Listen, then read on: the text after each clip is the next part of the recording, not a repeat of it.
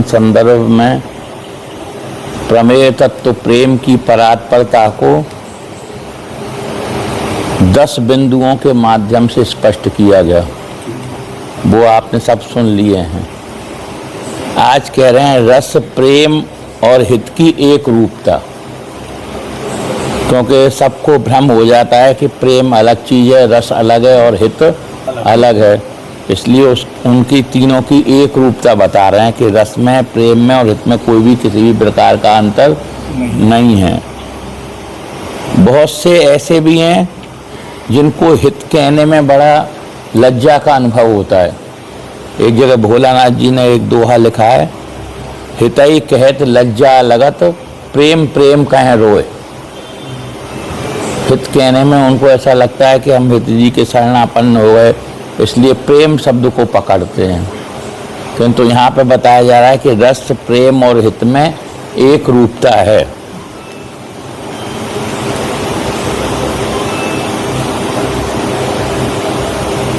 प्रमेय तत्व को गोस्वामी हितैषोदित रसोपासना में प्रेम, रस और हित नाम से अभिसंज्ञात किया गया है। लोक व्यवहार, शब्द शास्त्र और साहित्य में ये तीनों शब्द एकार्थ बोधक रूप में ही स्वीकृत हैं। लोक में भी हम देखते हैं तो हित प्रेम का ही पर्यायवाची है। एक स्वामी जी महाराज का पद है, हित तो कीजे कमल नैन सो, जा हित आगे और सब फीको। तो यहाँ हित का क्या अर्थ लगेगा, आपसे ही हम पूछ रहे हैं। हित तो कीजे कमल नैन सो, हित का क्या अर्थ लग रहा है यहाँ पे? प्रेम अर्थ लग रहा है। जाए तुम सो हित तासो, तुम हित करो सब सुख कारिन। जिसे तुमसे प्रेम है उससे तुम प्रेम करते हो। जो हित सो हित नाहि लगो, जो हित सो हित नाहि लगो। तो यहाँ हित का अर्थ क्या हुआ? प्रेम ही अर्थ हुआ यहाँ पे भी। रस शास्त्रों में भी ऐसी मान्यता है कि प्रेम ही आस्वाद्य स्थिति में रस संज्ञक और प्रेरक रूप में हित संज्ञक होता है। रस शास्त्रों में भी इसी प्रकार की मान्यता है कि प्रेम जब आस्वाद्य लिया जाता है उस प्रेम का, तो क्या बन जाता है? रस बन जाता है वो। और जब वो प्रेरक के रूप में होता है, प्रेरणा के रूप में होता है, तो उसका नामकरण क्या हो जाता है? हित। रस प्रेरणा नहीं देगा, प्रेरणा कौन देगा? हित प्रेरणा देगा। रस प्रेम को पिया नहीं जा सकता, पिया क्या जाएगा? रस। पर है एक के ही नाम। प्रेम ही जब आस्वाद्य बन जाता है तो क्या बन जाता है? रसासव घटकत। रसासव कोई अलग से चीज नहीं है। प्रेम का जो रस है उसको घटकने की बात कह रहे हैं जी महाराज। जैसी हितैवंश प्रेम रस झूलो, प्रेम रस के झूले में झोटा लो। तो यहाँ एक अर्थ है, इसीलिए यहाँ प्रमेय तत्व, प्रमेय तत्व माने उपास्य तत्व, बार बार समझ लेना, को कहीं पर प्रेम, कहीं पर रस और कहीं हित नाम से स्मरण किया गया है। और इसकी उपासना को कहीं पर रसोपासना, कहीं प्रेमोपासना और कहीं हितोपासना के नाम से प्रकीर्तित किया गया है। रोज स्तुति में आप गाते हो ना, हित की यहाँ, तो हित की यहाँ उपासना से क्या मतलब है? प्रेम की उपासना है, रस की यहाँ उपासना है। यही कारण है कि उपास्य की नित्य केली को भी कहीं पर प्रेम केली, कहीं रस केली और कहीं हित केली की संज्ञा दी है। जगह जगह वाणियों में आई है हित की केली, हित का विहार, प्रेम का विहार, रस का विहार। इसी प्रकार नित्य विहार के चारों अंगों को, चारों अंग कौन कौन से? प्रिया, प्रीतम, सहचरी और वृंदावन को भी कहीं पर प्रेम मूर्ति, कहीं पर रस मूर्ति और कहीं पर हित मूर्ति कहकर प्रकीर्तित किया गया है। कहीं हिद्दी महाराज कह रहे हैं यस्या प्रेम घनाकृत, कहीं पे कह रहे हैं रस घन मोहन मूर्तिम, कहीं उसे हित की मूर्ति बता रहे हैं। उपास्य के स्थान पर प्रेम किंबा रस के प्रतिष्ठापक श्री हिताचार्य ने अपने उपास्य अद्वैत युगल का परिचय यत प्रेमामृत माधुरी रसमयम कहकर दिया है। क्या कहा है? जो प्रेमामृत रस माधुरी है, जो रसमयी है, पूर्णानुराग रसमूर्ति कहकर दिया है। अनुराग भी उसको कहा गया है, प्रेम को। अद्भुत प्रेम मूर्ति यो कहकर प्रकीर्तित किया है एक जगह प्रीतिव मूर्ति कहा है, एक जगह रसघन मोहन मूर्तिम कहा है। इत्यादि शब्दों के द्वारा इसका परिचय दिया है। तदनवर्ती सभी रसकों ने भी नित्य बिहारी युगल, उनकी नित्य केली, सहचरी और वृंदावन को रस रूप, प्रेम रूप और हित रूप में उद्गीत किया है। सेवक जी महाराज परमोपास्य के केली परायण रूप का परिचय देते हुए केली परायण रूप को, केली कुंजों को और उनकी केली को रस रूप कह रहे हैं। कहाँ पे कहा है? रसिक रवनी, रसद रस राशि, रस सीमा, रस सागरी, रस निकुंज, रस पुंज बरसत, रस निधि सुविध, रसज्ञ रस रेख रीति, रस प्रीति हर्षत, रस मूरति, सूरत सरस, रस बिलसन रस रंग और रस प्रवाह सरिता सरस, रति रस लहर तरंग। हित ध्रुवदास जी ने भी परमोपास्य लाडली लाल को रस की रमणीयता से सुरम्य चित्रित करते हुए उन्हें रस की मूर्ति कहकर प्रकीर्तित किया है। रस ही की मूर्ति दो, रसिक लाडली लाल, रस ही सो चितवत रहें, रस भरे नैन विशाल, आनंद दशा विनोद लीला में। हित ध्रुवदास जी ने एक स्थल पर राधा, श्याम सुंदर, सहचरी और वृंदावन इन चारों को प्रेम रूप में भी प्रकीर्तित किया है। प्रेममयी दो लाल, प्रेममयी सहचरी जहाँ, खेलत हैं सबकाल, प्रेममयी वृंदा विपिन। तो कोई भी किसी भी प्रकार का अंतर नहीं है, ये बताना चाह रहे हैं पूज्य महाराज श्री कि प्रेम कहो चाहे रस कहो या हित कहो, उनमें किसी भी प्रकार का अंतर नहीं है और रसिक वाणियों के द्वारा ये समझाया जा रहा है। एक अन्य स्थल पर उन्होंने उपास्य के लीला परायण रूप का चित्रित करते हुए लीला के सभी उपकरणों को प्रेम स्वरूप कहा है। सुनो, प्रेम के खिलौना दो, प्रेम के खिलौना दो, खेलत हैं प्रेम खेल, प्रेम फूल फूलन सो प्रेम सेज रची है, प्रेम ही की चितवन और मुस्कान प्रेम ही की बातें करें, प्रेम केली मची है। प्रेम के तरंगन में प्रीतम परे हैं दो, प्रेम प्रेम प्यार भार प्यारी पिए ही लची है, हित ध्रुव प्रेम भरी प्यारी सखी देखें खरी, हित चित बन छवि आने उर सची है। इस तरह से प्रेम केवल उपास्य कोई नहीं, लीला के जितने भी उपकरण हैं, लीला का जो धाम है, सबको क्या कहा है? प्रेम स्वरूप कहा है। ब्रजजीवन दास जी ने भी अपने परमोपास्य को, उनकी लीला को, उनके लीला परिकर को और लीला धाम को तो रसरूप कहा ही है, साथ ही उनके प्रत्येक क्रियाकलाप, लखन, चखन, रस, रिस, रोस, तोष सबको रसमयी बताया है। प्रिय ब्रजजीवन दास जी का एक अष्टयाम है, उसका नाम है रस आन्यक्षत, बहुत दिन पहले प्रकाशित हुआ था। उसमें लिखा है रस मूरत सी राधिका, रस मूरत सी श्याम और रस मूरत हित सहचरी सेवत आठों याम, रसमय वृंदा विपिन में करत रसमयी केल, ब्रजजीवन पीवत चखन हरि सहचरी सहेली, रस ही कहो उपास्य निज, रस बपु श्री हरिवंश, याते रस आन्य कहो ले हितवाणी अंश। हितवाणी में से ही मैंने सूत्र पकड़ के ये रस आन्यक नाम का एक ग्रंथ कहा है। यहाँ की रस की लीला बता रहे हैं। बोले यहाँ पे अगर देख रहे हैं प्रियालाल तो किसे देख रहे हैं? बोले रसई लखत, रस को ही देखते हैं, वो और कुछ देखते ही नहीं है। और चाख रहे हैं, आस्वाद काय का ले रहे हैं, बोले रस ही चखत, रस ही लखत, रस ही चखत और रस ही रसई बतात। रस ही बता रहा है, किसको बता रहा है? रस को ही बता रहा है।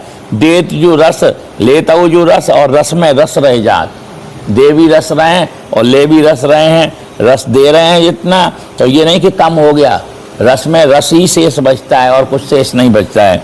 रस गामे रस ही सुने, रस का ही गान होता है वहाँ, रस को का ही श्रवण होता है। रस भाव है, रस रोष, रोष भी का है वहाँ, रस का रोष भी के कई की तरह का रोष नहीं है वहाँ पे। प्रिया जी जो मान कर रही हैं वो क्या कैसा मान है? रस का मान है। प्रेम के तरंगन में प्यारी यू को मन पर्यो कचुक रुखाई छवि और भांति भई है और मान पियम मान लीनो हियो गए बर दीनो दीर्घ उसास ले तो भूल सुध गई है। प्रेम की तरंगों का मान है वहाँ। प्रिया जी प्रेम का चिंतन कर रही हैं, लाल जी की प्रीति का चिंतन कर रही हैं और चिंतन जब करती हैं तो क्या हो जाते हैं? हम मौन हो जाते हैं, क्योंकि चिंतन बोल कर नहीं होता है। मौन स्थिति हो गई है और लाल जी ने क्या समझ लिया? उसी को मान समझ लिया। वो मना रहे हैं किंतु प्रिया जी बोल नहीं रही हैं। क्यों नहीं बोल रही हैं? क्योंकि अगर मैं बोली तो फिर लाल जी फिर विवश हो जाएंगे, इसलिए वो बोल नहीं रही हैं। तो फिर लाल जी ने हितली जी से विनती की, तो फिर हितली जी उनको क्या कर रही हैं, छाड़ दे माननी मान मन धरिबो। ये जगत की तरह वाला मान नहीं है कि किसी बात पर गुस्सा हो गए, वरदान पूरे नहीं हुए तो जाकर कोप भवन में बैठ गए। इसीलिए इसको क्या नाम रखा है महाप्रभु ने, प्रणय कोप मालावली तोरी। प्रणय का कोप है, प्रेम का ही कोप है, रस का ही कोप है, वैसा वाला कोप नहीं है। और यही कारण है कि हितली जी की बात ही पूरी नहीं हो पाती, पद ही वो पूरा नहीं हो पाता और मान समाप्त हो जाता है।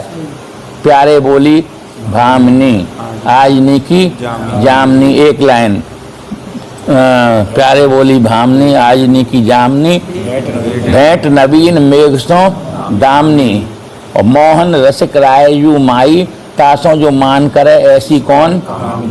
दूसरी लाइन, और तीसरी लाइन कौन सी है, जय तासों जो मान करे ऐसी कौन कामनी, जैसी तरिवंश श्रवण सुनत प्यारी, राधिका रमण सो मिली गज गामनी। तीन ही लाइन में पद पूरा कर दिया। पद तो कम से कम 4 लाइन का होता है, किंतु बात पूरी नहीं है तो हो पाई हितली जी की, और प्रिया जी जाके मिल गई। तो ये कैसा मान हुआ भैया। तो ये अलग प्रकार का मान है, इसीलिए सेवक जी महाराज ने इसको चर्चा विस्तार से, फिर जब मान का ही शीर्षक आएगा तब बात बनेगी, इतने से समझ में नहीं आएगा। पर मैं संकेत मात्र बता रहा हूँ कि श्री सेवक जी महाराज ने अलग से इस मान के लिए एक अलग प्रकरण लिखा है। पहले तो चौथे प्रकरण में वाणी का पूरा वर्णन कर दिया, उसका नाम है वाणी प्रकरण, किंतु उसमें मान का कहीं संकेत नहीं आया था। और सब बात बताई सेवक जी ने कि हितजी महाराज ने रास रति गाई, हितजी महाराज ने सुरत रति गाई, और हितजी महाराज ने प्रेम रति गाई। किंतु मान के पद जो दिखाई दे रहे हैं, बहुत सारे मान के पद हैं, छाड़ दे माननी मान मन धरिबो, चलई किन मानिन कुंज कुटीर, हैं बेग चलई उठ गैर कत कुंज बुलावट लाल। ये तरह कितने मान के पद हैं, इनके संबंध में कुछ नहीं लिखा। सेवक जी महाराज को स्मरण आया, अरे वो तो बहुत जरूरी है, क्योंकि इसका उल्टा ही अर्थ लगा लेंगे कि मान के पद हैं, वहाँ पे मान तो होता ही नहीं है। तो उन्होंने इसका 16वें प्रकरण में जाकर फिर इसका वर्णन किया, और उसका नाम क्या रखा, अबोलनो प्रकरण। हाँ, ना बोलना प्रकरण। अबोलनो माने ना बोलना माने मौन होकर के जो प्रिया जी चिंतन कर रही हैं, उसका नाम है मान। यहाँ पे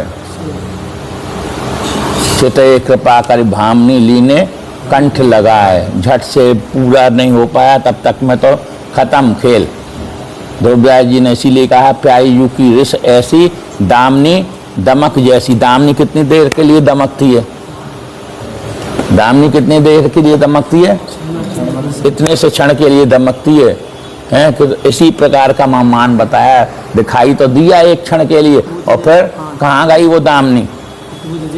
हाँ, प्याई यू को मान ऐसा ऐसा बोले जैसे दूध का उफान, जैसे दूध का उफान आया और बैठ गया। तरह तरह से रसकों ने इसको चित्रित किया है, इसलिए रसकों की वाणी के द्वारा और रसकों के द्वारा उस मान का स्वरूप समझना चाहिए। यहाँ पर दूसरा पद बताया आपने, प्यारे बोली भामनी वालों, तो उनको प्रैक्टिकली लीला के समय ही पद मतलब रचा गया और क्या। प्यारे बोली भामनी आजनी की जामनी, भेंट नवीन। 4 लाइन भी ना हो पाई, बाद में कभी लिख रहे होते 4 लाइन तो पूरी करते। वो तो ये सारे पद तो लीला के ही समय के हैं ना, जैसी जैसी लीला हो रही है वैसे वैसे पदों की रचना हो रही है। जो जो हम गावें तत्काल, जो जो करें लाडली लाल। बार बार जो रसकों ने लिखा है, जो देखो सोई गायो,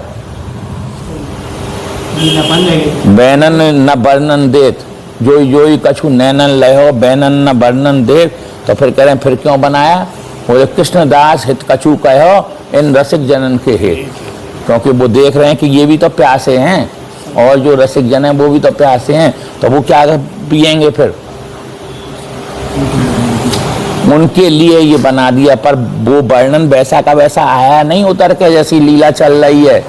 जो कछु नैनन लहो, नैनन लहो माने जो जो कुछ मैंने देखा है, बैनन न वर्णन देत, वो वाणी में नहीं आ रहा है।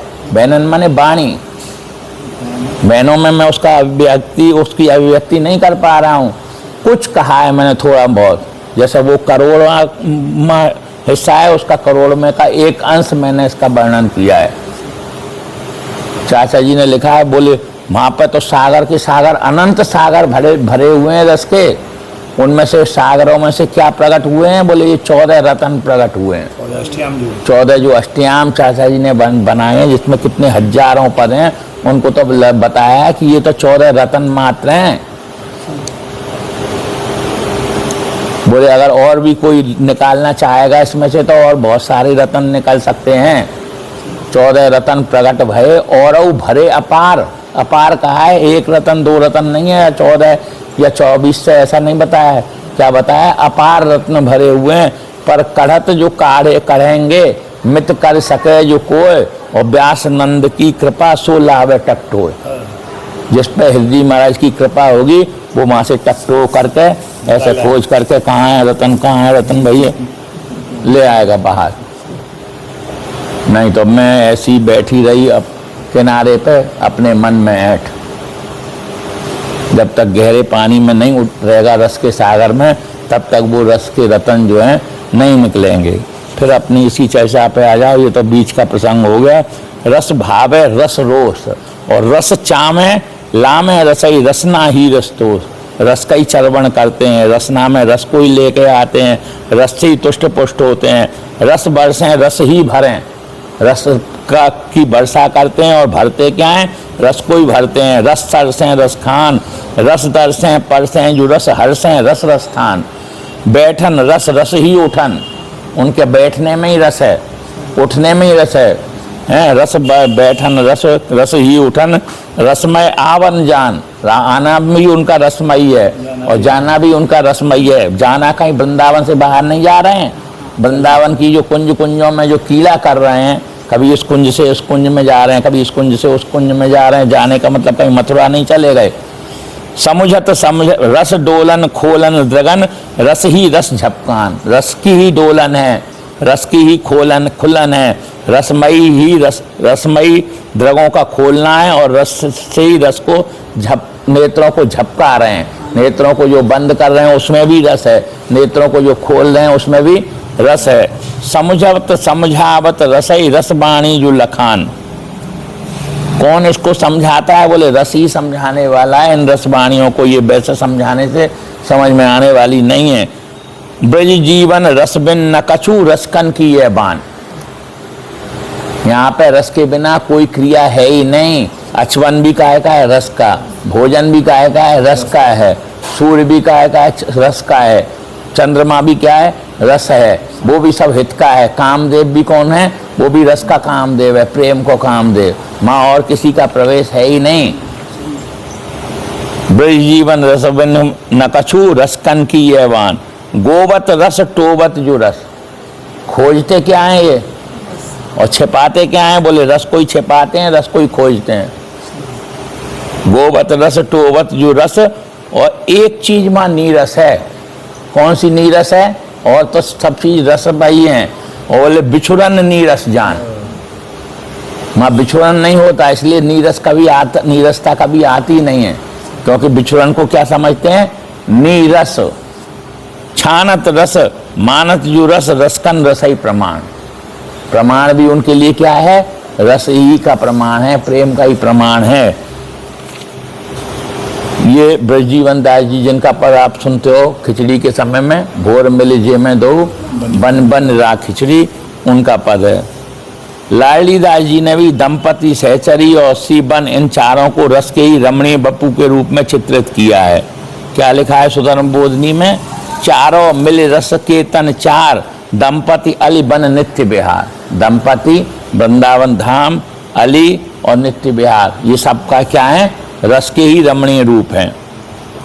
एक भगवत मूर्त जी हुए हैं, कहने के लिए तो वो गौड़ी संप्रदाय में थे, किंतु महाप्रभु की इस वाणी के अनुसार जे अवतार कदम्ब भजत हैं, धरे दृढ़ व्रत जो हिये तेऊ उमगे तजत मर्यादा बन बिहार रस दिए।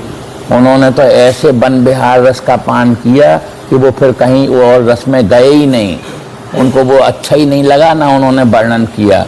उनके अभी तो केवल एक ही ग्रंथ का सबने दर्शन किया है, कौन से ग्रंथ का? रसिक रसिक अनन्य माल। उन्होंने यहाँ के रसिकों का ही स्वरूप परिचय दिया है। यहाँ के जितने भी रसिक हैं, वंदना करिए चैतन्य महाप्रभु की। उससे क्या स्पष्ट हो रहा है कि ये चैतन्य संप्रदाय के हैं भगवत मूल जी भक्त, किंतु हित जी महाराज की रसरीति से इतने अधिक प्रभावित हो गए कि उनको हित के अतिरिक्त, हित रसिकों के अतिरिक्त और कुछ अच्छा ही नहीं लगा।